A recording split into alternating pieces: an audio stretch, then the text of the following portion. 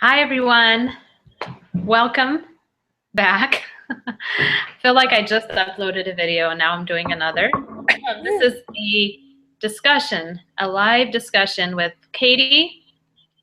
Hello. We're just going to discuss really life. I mean, we're going to probably hit a few topics, but it's going to be around like, what is it, honesty? Yeah. Being honest with Um, ourselves. So yeah.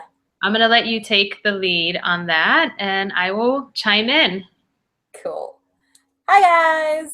I hope everybody's doing awesome. So me and Adey, we've been really enjoying these discussions and really kind of like getting some content to get out there to people. These are things that are important to us in life that we find ourselves talking about and discussing with ourselves. So then we're like, all right, well, why not share this with everybody? Because we all need the information. Nobody was given a roadmap to life. And we all are seeking answers to questions that we may have about this life. And some of us may have the answers for others, and some we maybe not, but we're going to tell you what works for us. So we wanted to kind of talk about honesty, being honest with ourselves. It's really important, because I mean, as well as being honest with others, but really the most important person to be honest with is yourself, because that's how we grow and that's how we move forward, is by recognizing something and then being able to move past it. And then along with that comes actually being able to recognize things that we need to grow and move past. So how do you recognize something that's toxic in your life or that you need to be honest with yourself about and to move forward on? Sometimes we get stuck. I do. I definitely get in like this comfort zone. And even though it's an uncomfortable comfort, I want to like sit in it and it's like disgusting, but we have to recognize these things. So how do we do that? The way that I do that, recognizing things, there's actually a couple different ways. So sometimes I like to do tarot readings with myself, where I feel like I can get good information about what I need to move past. Sometimes I will ask, I'll cleanse my pendulum and ask my pendulum. That's a good way. And then recently I learned about this way, which I really, really like. But you write down the things maybe that you have questions about on a piece of paper. So you put that energy of whatever that thing is in it. And then mix them up. Maybe it's two choices, or maybe it's like one thing or another. And then touch each one with your eyes closed. Like, don't make yourself unaware of which one you're touching, and feel whatever energy is coming to you. And then when you look at it, you'll see what you feel with what's written down on it. So I thought that was really intriguing. I mean, it's definitely where we intend our energy to go is where it's going to flow. So that would be another way, is maybe during a meditation, set an intention like, hey, I want to be really honest with myself. So let me know what you feel, body, or what I need to focus on. What about you, Adey? How do you yourself? Oh my gosh. It's like I'm still learning, coming out of my shell. Um, how? Well, I do it through meditation.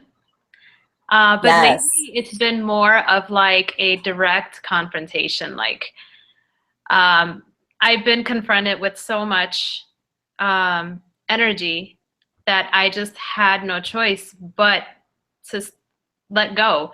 By letting go allows me to be honest with myself. I block myself, I block certain things from coming forward. And I realized that not only was it creating blockages, but it was creating trauma.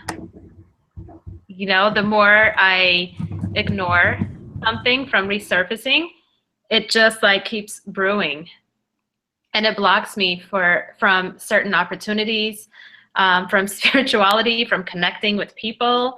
Um, if you're not sorry, if it's a little choppy, I think it's my internet. um, I'm just gonna pray that it gets better. I'll put it out there. But so yeah, it's still a concept I'm learning, to be honest with myself. But yeah, writing all of my feelings down. Sometimes that helps. If you don't want to say it, you write it down. So I'm learning to write those honest emotions and feelings down. Yes, writing is a great tool. Yeah. So I'll throw it back to you. Cool. So, okay, so meditation, yeah, that's good. Writing things out. I definitely like that one. How else do I do it? Um, Really meditation is like the main thing. If you can clear your head of, other things or of all the things, it's a little bit easier. Oh, and then the thing that you just told me about, like what Eckhart Tolle said about just being. So clearing your head of everything. And explain that? Yeah, I totally forgot. Oh gosh, this is why I should write things down more. Um, this is something I've been practicing actually, and he talks about being present and being aware of your mind, because your mind is constantly running, thinking, running ideas by you that really aren't even relevant or necessary for you at that time. And so I started having these moments of stillness. That's what he calls them, where you just, wherever you are, whether you're sitting or standing, you just go without thought and you just observe yourself being free of your mind. And so I did that several times at work. I didn't think I could. Wherever you are, I'm telling you, you can do it. It's just for a minute or two. And so what happens when I do that, it's kind of like you're gazing into nothingness, but you're not thinking about anything. What I find is myself, my true essence. So not emotion, these feelings of unconditional love, joy, happiness, just wash over me. Yes. Wash over me. And if I was looking for a specific solution, I had a problem, whether it's at work or in life, I find that the more I connect to myself in that way, you don't necessarily have to do it through meditation. That sometimes could turn people off because it sounds complicated. You can just like be still, like he had said. And when you come out of that stillness, the solution is with you. Like it's always been with you. It's not in your mind, it's in your soul. Right. And so that's what I found to be helpful in being honest with myself and just finding myself, my soul.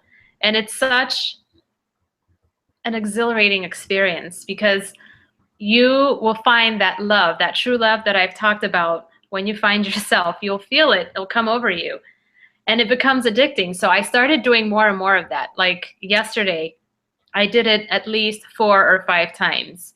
And because I didn't work, I did it for like 5-10 minutes at a time. It kind of like took me into meditation at some point. But it was the most freeing. It's like liberating myself from an overactive mind. I love that. And that's what that's what the world suffers from. It's a vata imbalance and overactive mind, monkey minds. So I feel like too, a lot of, I think as a culture as a whole, and I guess really worldwidely as a whole, on a large scale, we're not really taught how to feel our emotions and our feelings and how to actually sit and observe that. And so I think that taking that time to practice sitting and observing yourself, that comes into consideration of observing how you feel, what your environment's like, and then we can really start to get like an idea of what's going on with ourselves. It's almost like, a parent with a child, like if there's a child that's upset, it's like there's a list of things that are probably wrong with that child. It's probably either hungry or it's tired or it's cold or it doesn't feel good. There's things. So we can actually use this as a test with ourselves and be our own parents and be like, okay, what's actually going on with me? Am I tired? Am I thirsty? Am I hungry? And kind of like evaluate.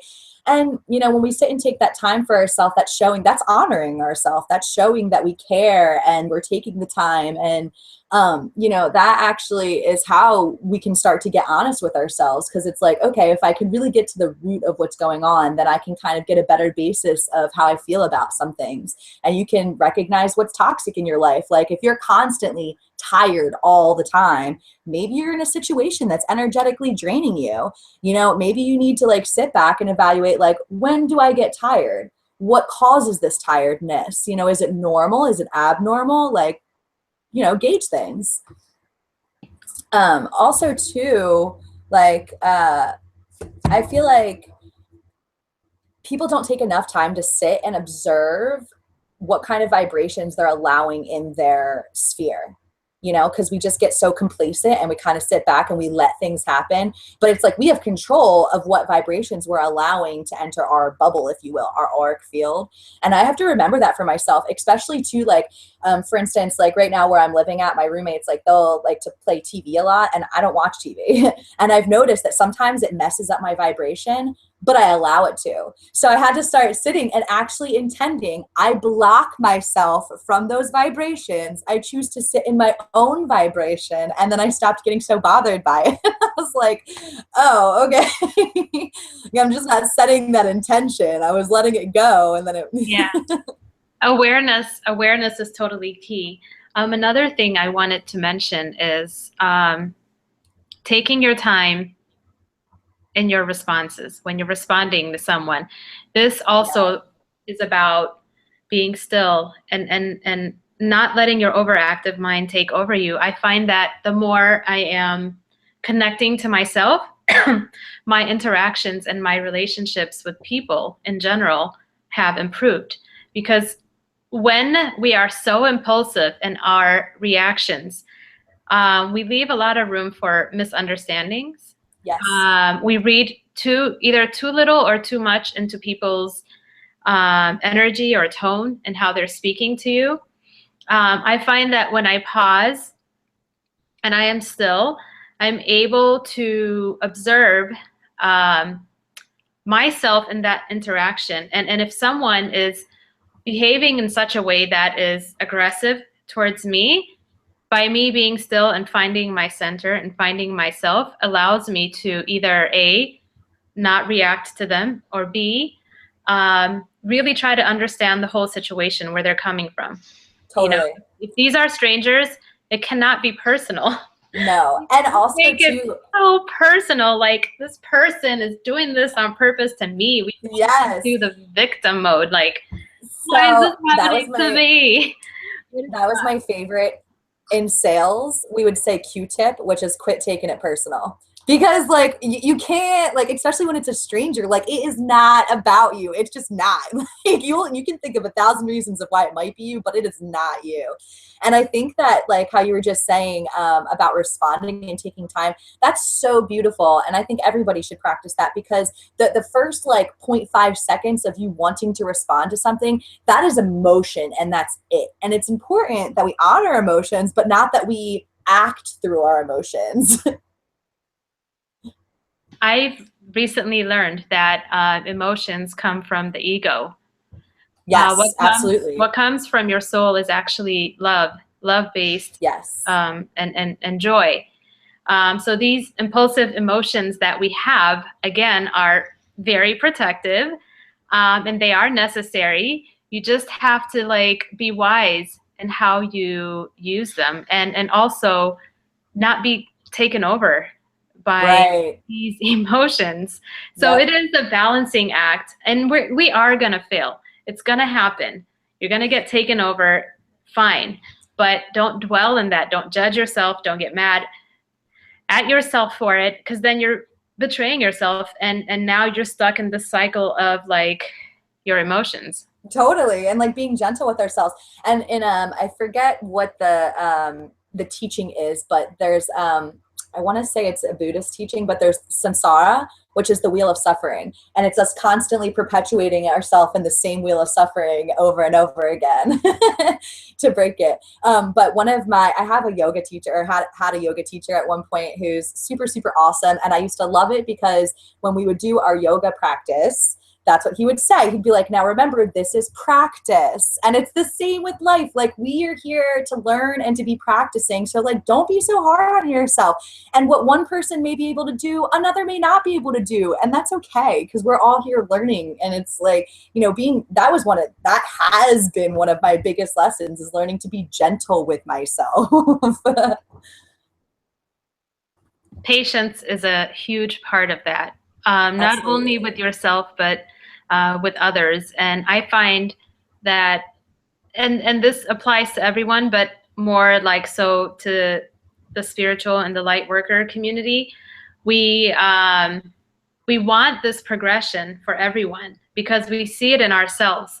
But when we don't see others progressing in the way, like the desired outcome that you want, yes, you end up hurting yourself, because then you get frustrated, like, why isn't this happening fast enough? Why? What am I doing wrong? And all of that has to do with, like you said, being gentle with yourself and be patient. Be patient, and trust the process. You know, people will evolve in exactly the way that they are meant to evolve. Absolutely. You know, my friend's mom actually said something really like similar about the healing of Mother Earth, that like there's some people that'll really be stressing out, like, oh my God, like we're not doing enough to heal the earth, but like she is a living being and she's healing herself as well. And we have to trust that she knows the process and that she's working out and exactly the way that she needs to too. And it's important to send the healing, just like it is for us to send healing to anybody that feels they need it and that we can provide it for, or even ourselves, but to trust the process.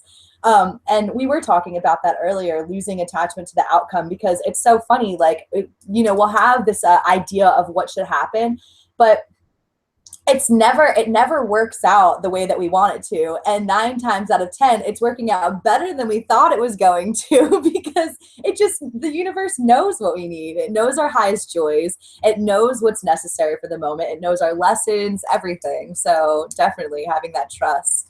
Universe knows, but more importantly, you actually know too. You actually know what's right for you. You actually know what you're learning. It's all about connecting to self and being still. Trusting yourself. That's to be true for me so far. I never thought that I can achieve this, because I do have an overactive mind. I'm always like 5 steps ahead and oh my gosh, trying to manifest what hasn't happened yet. Yep. So another really good friend and healer actually was doing some work on me, and they do like bioorthotics and then some other stuff, and they were feeling where I was like holding on to these certain emotions, and they said to me, they were like, you know, when you begin to trust yourself is when you start to show up. And that was just like, boom, like, oh, it hit me right in the gut, because it's true. It's like, when you trust yourself that you've put yourself in a situation for your own highest good, then you can actually be present, because you have no like other stuff going on in your head. You're in complete trust that you're exactly where you need to be and you can be there.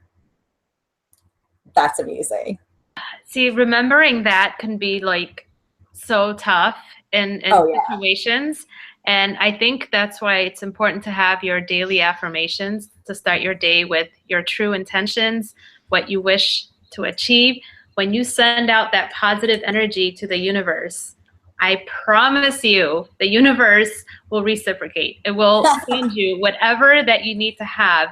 So I do believe, and I learned that actually from Will, just setting your daily, Will Mitchell. Absolutely, yeah. Your daily intentions. And affirmations, it's so important. So that actually for me too, like that was a big part of me turning things around in my life.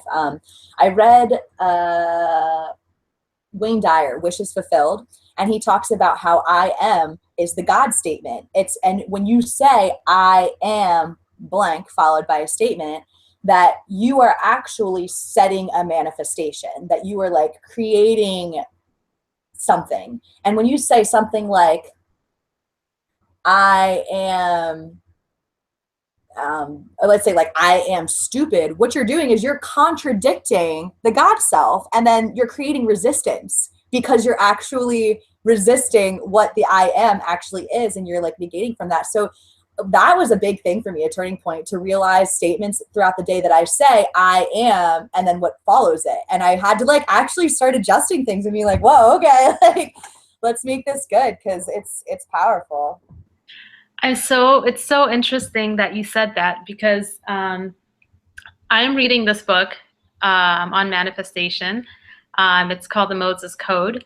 I'm actually like reading 3 books simultaneously right now. I am Crazy. too right now. So that one talks about I am. This is how God helped Moses manifest all that he manifested by saying, I am that I am.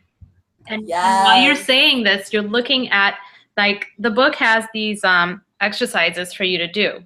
So you write down whatever it is you want to manifest that is true for your higher self, for the highest good of yourself and others. You write it down and you sit there, and as you're looking at it, you're taking a deep breath in and saying, I am that. And then as you're breathing out, you say, I am.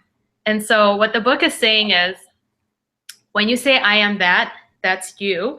And the response from source is, I am, as you're breathing out. And so that I love that. you manifest whatever it is that your heart's desire, and I am practicing that. There's more to it than that. I'm still reading it. But the other part of this whole manifestation is once you do that exercise, and you've said this before, you act and believe as if it's coming to you. Yes. The action part. Yes, that's your part. Source will give you whatever it is that you ask for, but you have to be willing and ready to receive it. And so if you're throwing out doubts and fear and negativity, it'll be hard for you to see that manifestation come to you. Oh, so I have another exercise that would be good for people to find themselves. I actually gave this to a couple of my clients, and I've used it before myself. But if you Google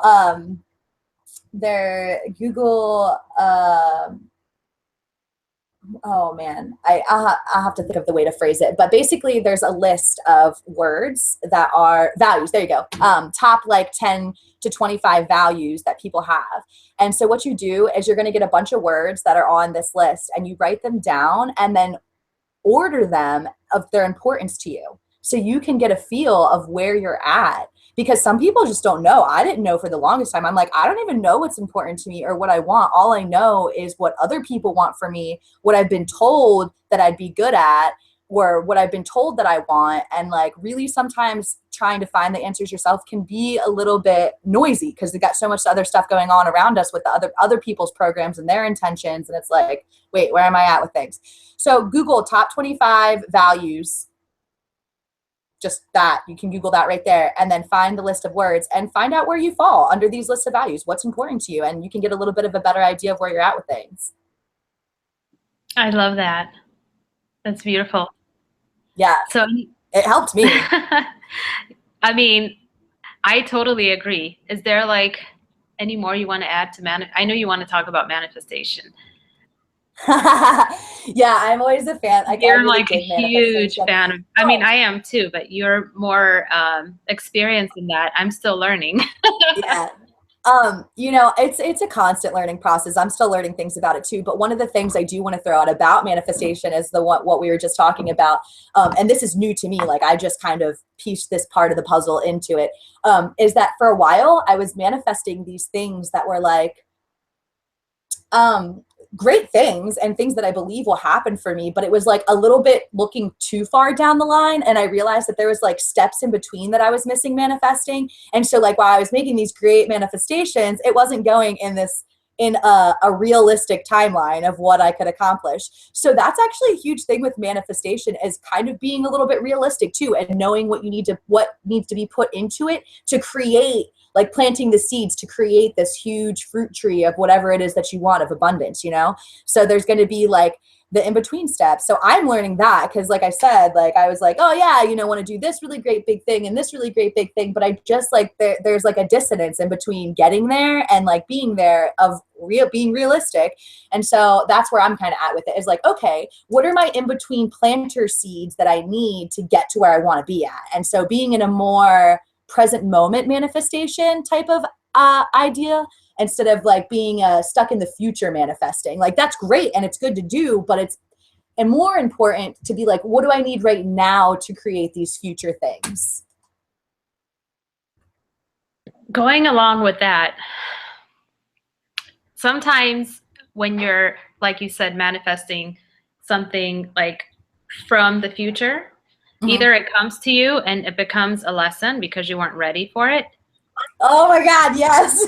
Or it doesn't come at all.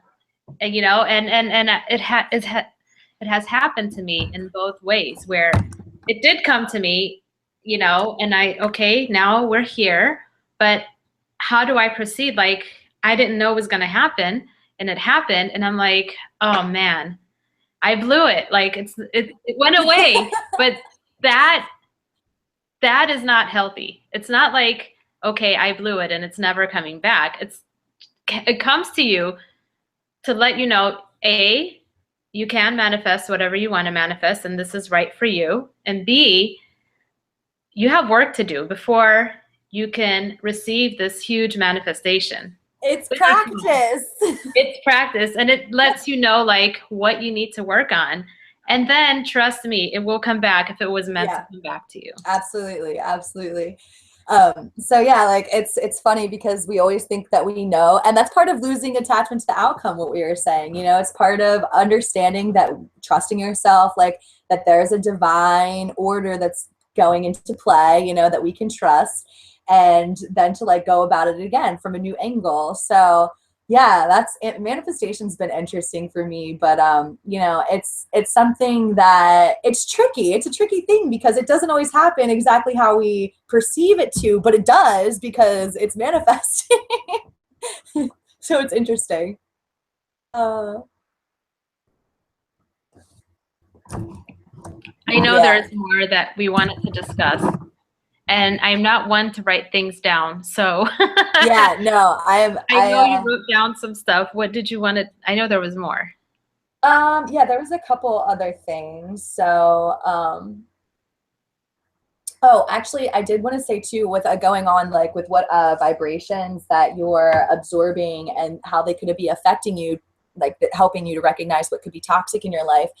A lot of people, you know, they don't realize, or they realize, but they're not forefront thinking in their conscious mind, being aware of it. But like that food, music, that all these things actually add to what you're putting in your vibrational field. So if you think about like you're creating your reality, if your thoughts are creating your reality, then so is also what you're putting in and around it. And sometimes we don't think about that, and it can really start to like dampen us, or just, you know, make us be in a certain like melancholy, or just being a certain, fall into certain habits or patterns that we have, feeling certain ways. But when we like start to recognize these certain things, like, hey, you know, every time I do this, or I have this or this going on, it kind of makes me feel this way. Maybe I should check that. And like, it's almost like detoxing yourself from certain things in your life to figure out, like you can do it with food. Everybody's heard of the food diet, the elimination, like, oh, let me take everything away, and then I can find out what I'm allergic to, or this or that, and add things back.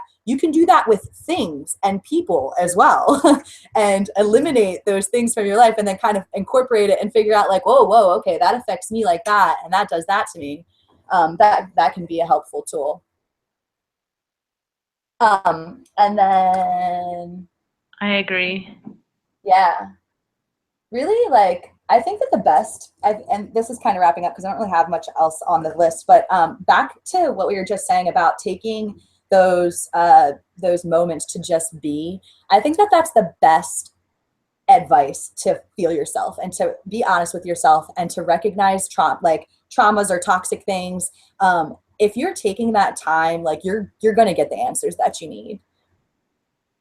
So how, like, would you suggest people be honest with themselves? Like, you think writing things down is helpful, or even like having that inner dialogue?